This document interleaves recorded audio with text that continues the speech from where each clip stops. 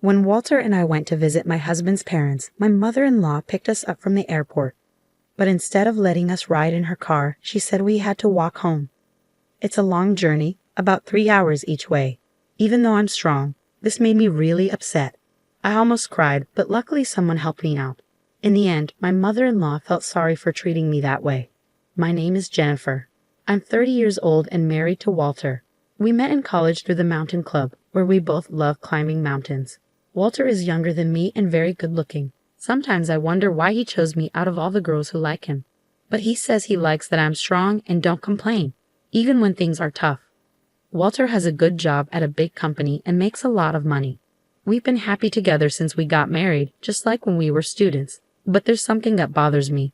Sometimes during dinner, Walter gets calls from his mom and goes to talk to her in another room. My mother-in-law calls Walter a lot, like every other day. She really loves her son, and Walter is always nice to her. Sometimes I think he's too close to his mom, like a mama's boy. But because she raised Walter well, I try to respect her too. But it feels like we don't really get along. I remember before we got married when we went to visit them.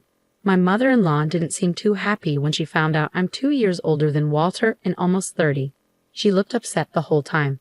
But my father-in-law didn't mind. He said love is what matters and that I seem like a good match for Walter, especially because he has a soft side. But my mother-in-law didn't like that either. Since she couldn't argue with my father-in-law, she started picking on me when he wasn't looking. She'd say things like, "Oops, sorry Jennifer, I think these snacks are bad. Let me get you something else," even though they were fine. It felt like she was trying to annoy me on purpose. I got really good at reading her expressions, like I was studying animals. "It's okay, I'll just cut off the bad part and eat the rest," I said with a smile, showing that I wasn't bothered by the spoiled fruit. Being in the mountain club taught me to make the most of what you have, even if it's not perfect. My father-in-law and Walter laughed and said, "That's typical Jennifer." My father-in-law jokingly told my mother-in-law not to serve me stuff like that, which kept the mood light. But I didn't realize I was being careless. "Sorry about that," I said, still laughing. But I caught my mother-in-law's disapproving look and the sound of her tongue clicking. There were other times too, like when she came back from Italy and got Walter a nice tie but gave me a cheap t-shirt with a fake logo. "Here, try on the tie, Jennifer, and put on the shirt too," she insisted. I could tell she was trying to bother me again.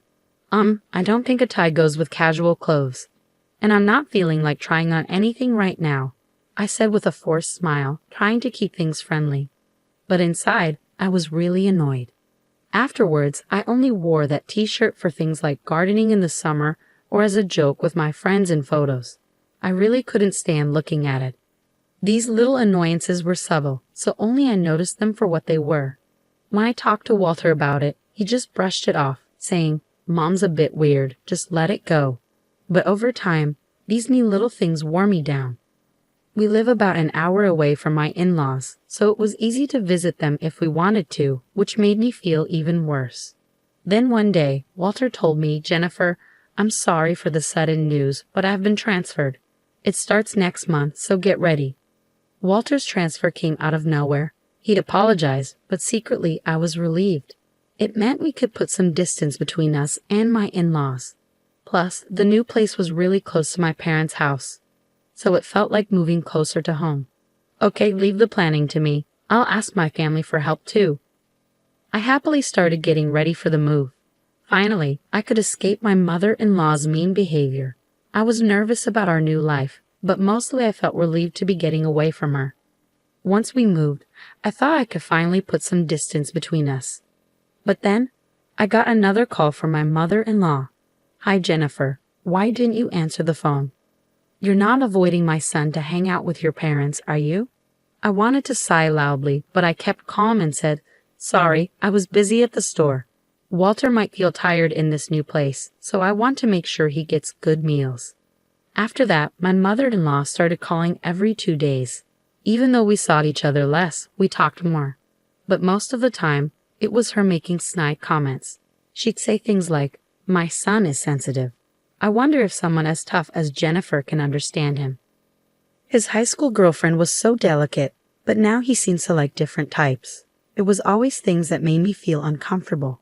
It seems like my mother-in-law doesn't have any other way to deal with her stress. I felt like I had become a punching bag labeled stress relief.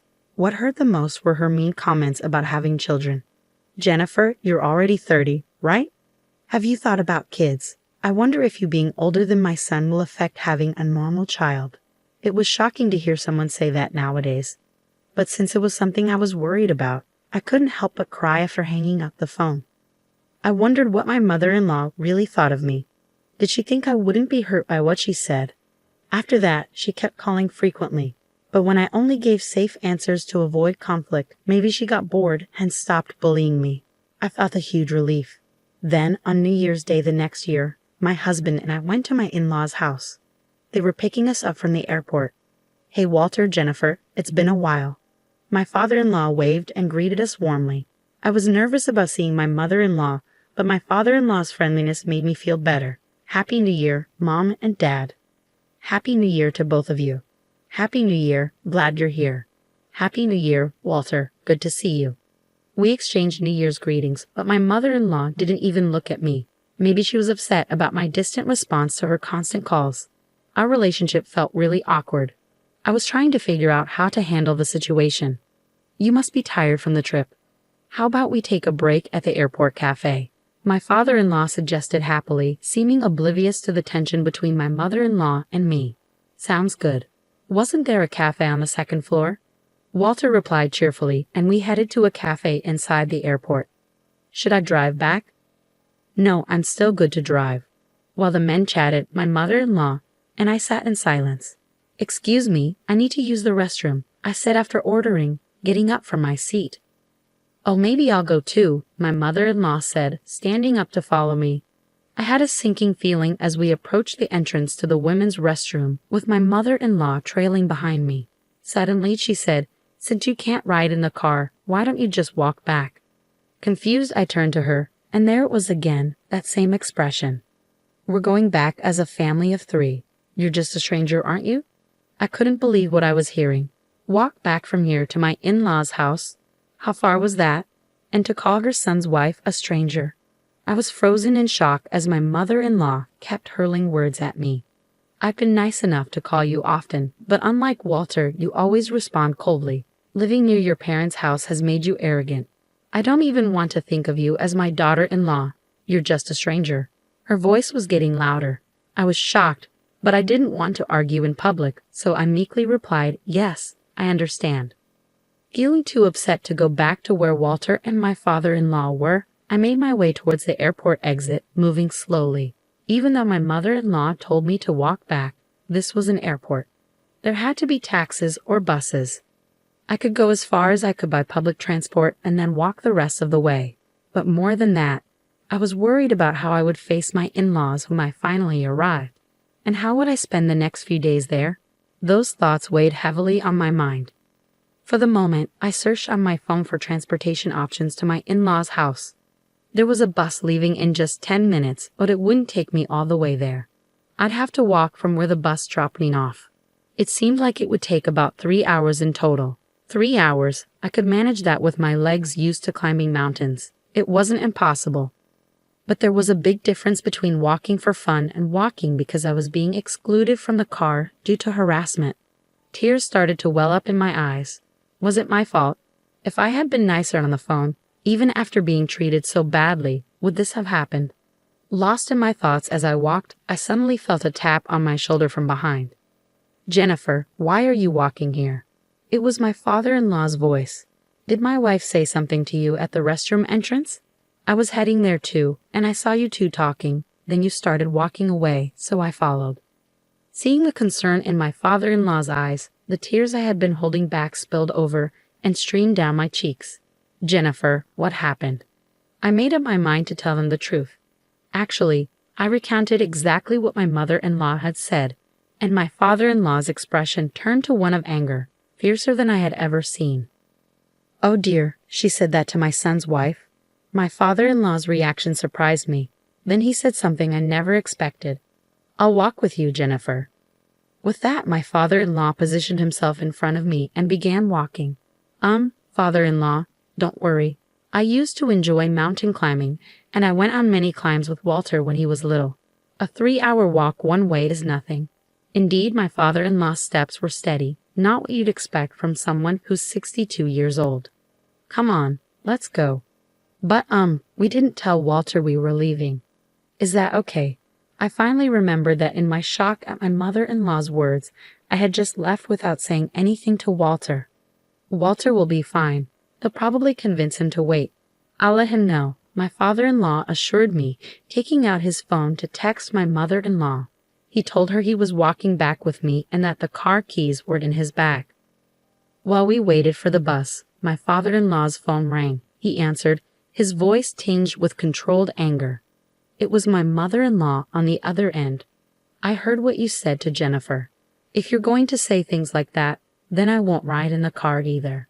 I could hear my mother-in-law's panicked voice shouting from the other end. That's not what happened. She wanted to walk for exercise. I was left dumbfounded by their exchange, more shocked than anything else. We'll discuss this when we get home, my father-in-law said before hanging up and putting his phone away. Shortly after, my phone started ringing. It was definitely my mother-in-law calling.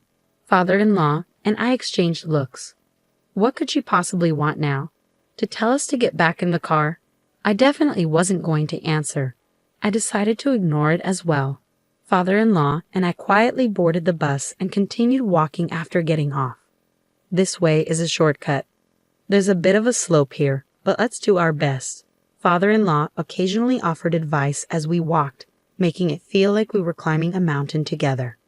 However, I hadn't planned on walking so much today and was wearing regular boots. Father-in-law was in leather shoes. Our feet were surely going to hurt during this journey. I didn't speak much, but I did ask once, Father-in-law, are your feet okay? Won't walking for a long time in those shoes hurt? Father-in-law glanced at my feet and squinted. Looks like we're both in the same boat. I can't believe she'd make a woman walk such a long distance in those shoes. Father-in-law's stride remained steady. Both of us considered calling a taxi, but we didn't mention it, wanting to defy my mother-in-law. But Jennifer, you're strong. Walking such a long distance without complaining. That's probably what attracted Walter to you. Hearing that made me feel a bit better. We continued walking, stopping to buy drinks from vending machines and a grocery store to stay hydrated. After about 3 hours, with the sun beginning to set, we finally reached my in-laws' house. Their car was parked out front. Mother-in-law and Walter must be home. We're back. Father-in-law opened the front door, and Walter rushed over. Yeah, Jennifer, I was really worried. What happened? Why did you suddenly decide to walk back for exercise? Walter asked, concerned. Did you hear that from Mom? That's not it. Mom told Jennifer to walk back, Father-in-law explained, looking understandably tired as he sat down on a chair near the entrance.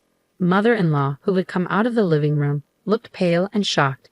No, that's not what happened. It's not. There must have been a misunderstanding. What misunderstanding? I couldn't hold back any longer.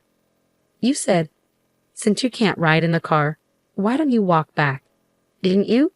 That's what happened. I don't like lying. Thanks to that, it felt like my old mountain climbing club days. A 3-hour one-way walk was good exercise. Walter looked back at mother-in-law. He knew well that I wasn't the type to lie. The father-in-law, Walter, and I were all looking at my mother-in-law. She shouted, What? You trust this woman more than me. She's just a stranger to your family, right? You trust a stranger more than your own family. I wasn't allowed in the car because I'm a stranger. I whispered sadly, Mom, I can't believe you'd say that. Jennifer is important to my family. I wanted you to feel the same, Walter said, his hand shaking with anger. If you're going to treat Jennifer like this, I'm done with you, Mom. I won't answer your calls anymore. Don't contact Jennifer either. Walter held my hand and said, Let's leave. Walter, wait. Walter shut the door and without looking back, took my hand and we left. A year later. Hey Jennifer, Walter, come over here. The view is amazing. Walter, his father, and I were climbing a mountain together. 6 months later, Walter got a job transfer and we moved back to where we used to live. Since the incident at New Year's, Walter's dad decided to get divorced and moved near our place. Climbing mountains together on weekends became a regular thing for us. Should we have lunch here? We eagerly started preparing our meal at the top of the mountain. While we were busy, Walter's dad began to talk. Mom went on a spending spree after the divorce. Even though we divided our property properly, it seems she's already having money problems. Maybe she felt lonely. The divorce was tough, with lots of crying and shouting. It seems like it's best for both of us to keep some distance now. She needs to find her own way too. Otherwise, she might end up taking her stress out on those close to her. I listened quietly to their conversation. I'll focus on my own life so I won't end up hurting others because of my stress.